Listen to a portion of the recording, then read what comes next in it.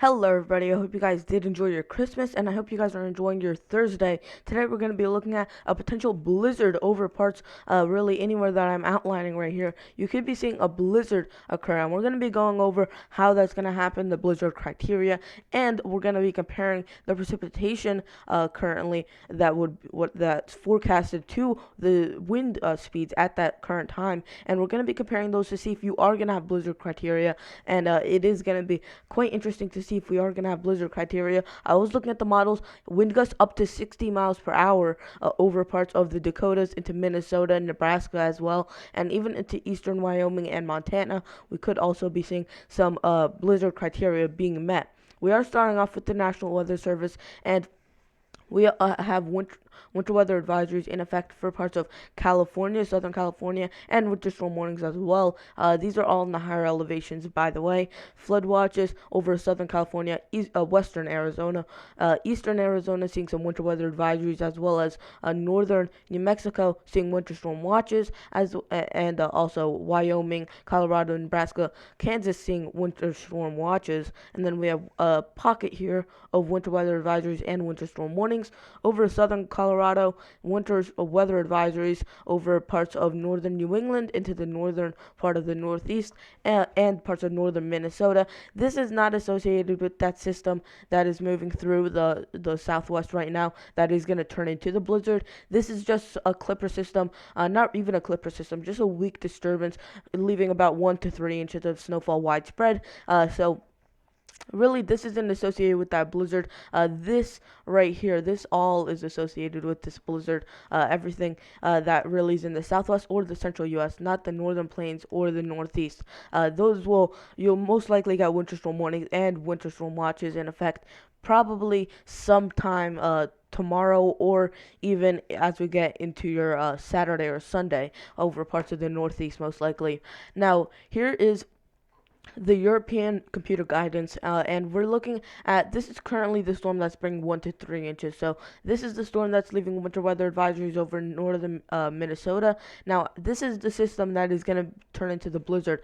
The system that is right down here, this is what is going to turn into your blizzard. Now as we continue this, this would be for Saturday or Friday night, and as we continue this, see very heavy icing happening over parts of Nebraska, Kansas, and it's going to move into Iowa and southern Minnesota with that extreme icing. But you see, the bigger story here is going to be that snowfall, where some areas could pick up closer to 3 feet of snowfall, and that could bring your snow depth to closer to 7 feet over some of these areas that have a snow depth of around 3 feet of snowfall, or even 4 feet in some areas. I was looking at the snow depth charts from the National Weather Service and NOAA, and they were just ridiculous over these areas, closer to 3 feet in some areas. So if you add another 3 feet to that, that's 6 feet in snow depth, and you're gonna have blown winds. So potentially snow drifts up to maybe 8 feet, 9 feet in some areas, so a big deal here. Now, Saturday night, you're seeing heavy snowfall, moderate snowfall, light to moderate snowfall over the Dakotas, Minnesota, Nebraska, Wyoming, Colorado, and as we continue this, heavier snowfall is going to start to break out as we get into Sunday or Saturday night. Sunday really looks to be the brunt of this, where you're gonna get the heaviest snowfall, and this snow will be continuing for about 4 days in some areas. So really hard to wrap your mind around how you're gonna be in snowfall for 4 days in some areas. Really big deal here, and a lot of snowfall is gonna be dumped over this one area. Now, heavier snowfall coming back on the backside. Now, as this low pressure system expends all its energy over the Dakotas, Nebraska, into Wyoming and Colorado, you're gonna be seeing it kind of die out here, and just seeing some scattered snow showers, but still that's going to accumulate as it is cold enough to accumulate over these areas. Rain on the backside for all of Wisconsin, all of the UP of Michigan, pretty much all of Illinois, all of Michigan, if we were to expand this view all the way to the east, and it's a very warm system on the east side and a very cold system on the west side. That's what happens with these low pressures. You're getting your cold air being pushed to the north, and you're seeing this cold air on the backside being pushed to the south. Now, Here is, as we can just finish off this model one, you see even more heavier snowfall starting to come in by the 31st, and it's all out pretty much by New Year's Day. Now, here is your Kuchera snowfall. Oops, sorry about that.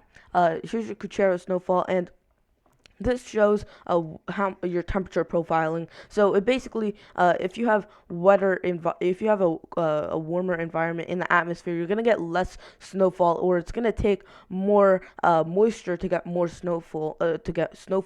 Whereas if you have a colder environment, you're gonna get snowfall easier. You're gonna have a lot more easier time getting a lot of snowfall. So that's what's happening over the Dakotas, Minnesota, Nebraska, where you're seeing 2 feet, 3 feet in these blues.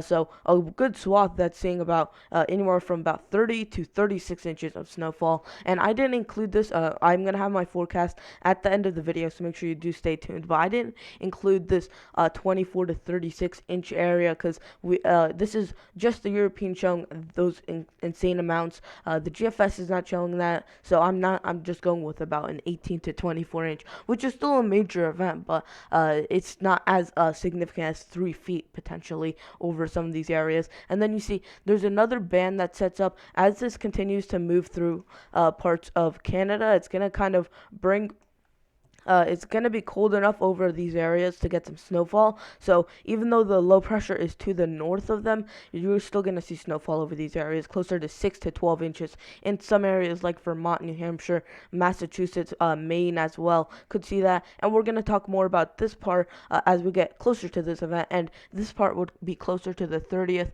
and 31st and even the 1st of January.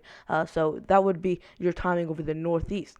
Now here is the GFS model and what it's showing as far as precipitation. Now, you're seeing this system start to move off the coast of California onto land as it reaches Baja California, and then swings back up north and brings that snow and rain further to the north. You see a big warming as you get further to the east of this system. A lot of warm air rising, and as well a lot of moisture being risen with this. And you're also getting this moisture coming out of the Baja California area, the Pacific Ocean, and you're combining that with the cold air coming down from Canada, and you get snowfall when you get cold air and precipitation or moisture, of course. Now, as we continue this, you're seeing that snowfall start to really wrap around on the backside over Nebraska, South Dakota, and getting into Minnesota, and then really, according to the GFS, by Sunday the 29th,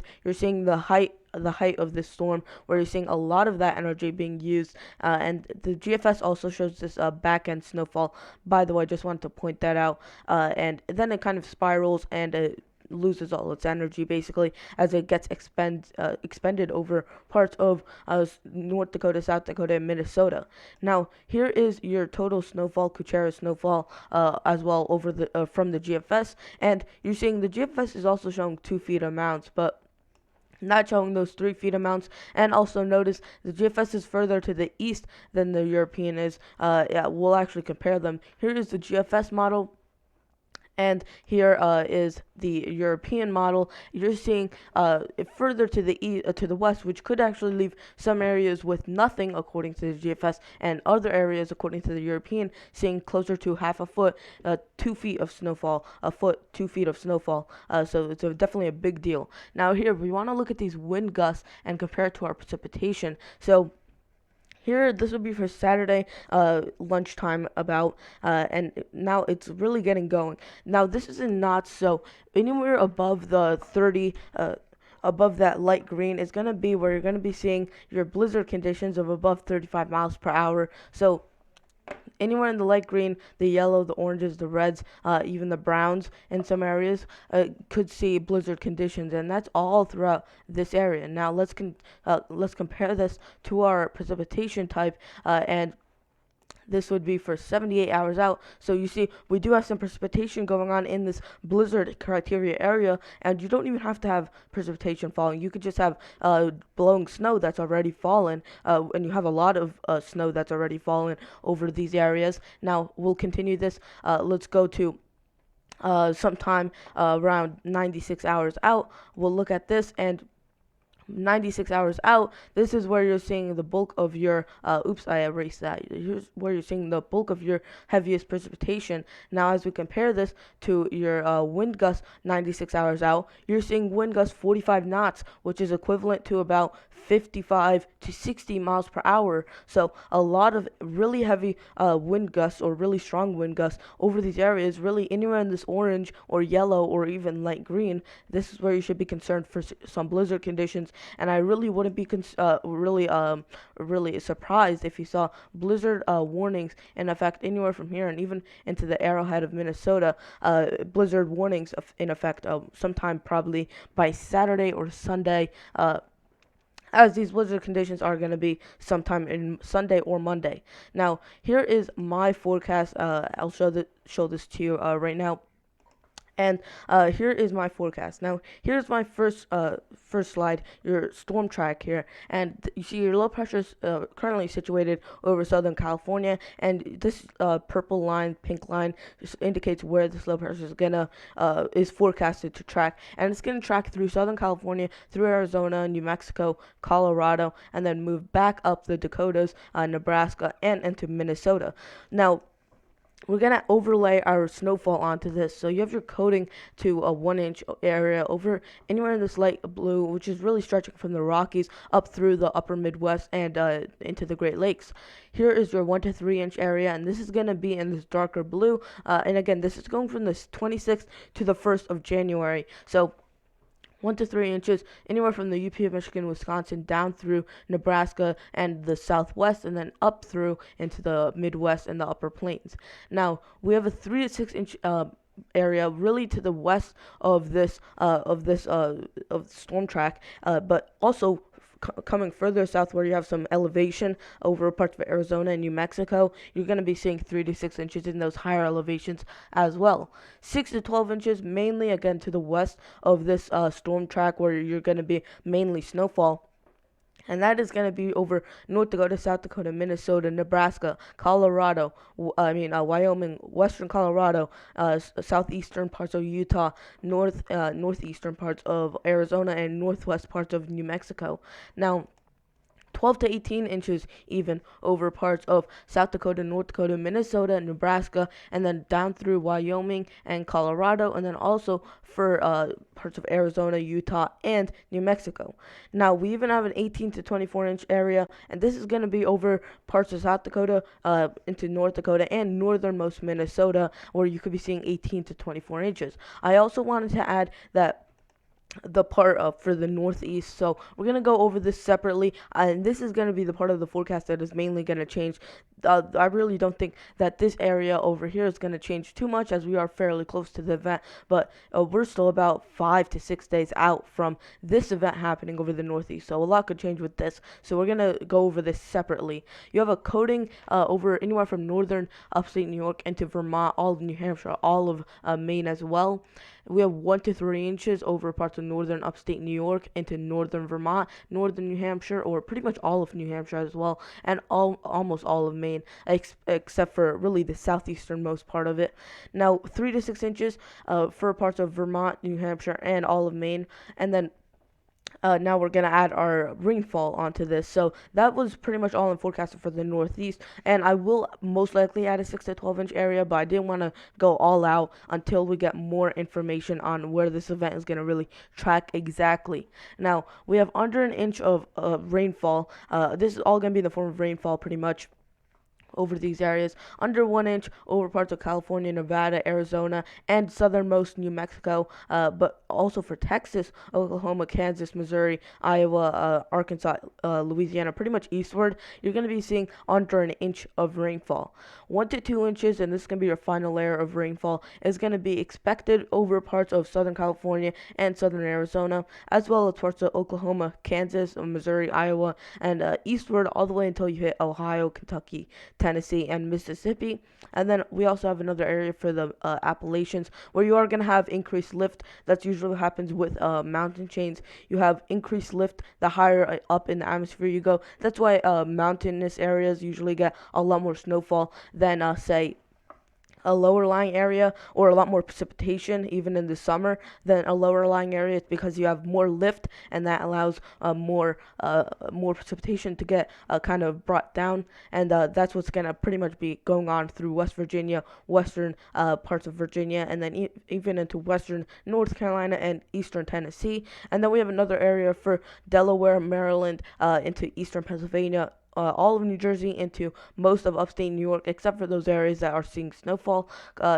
You will still be seeing some rainfall over this area, but the snowfall is overlaid on top of that. And then Massachusetts, Rhode Island, and Connecticut as well, all seeing 1 to 2 inches of precipitation.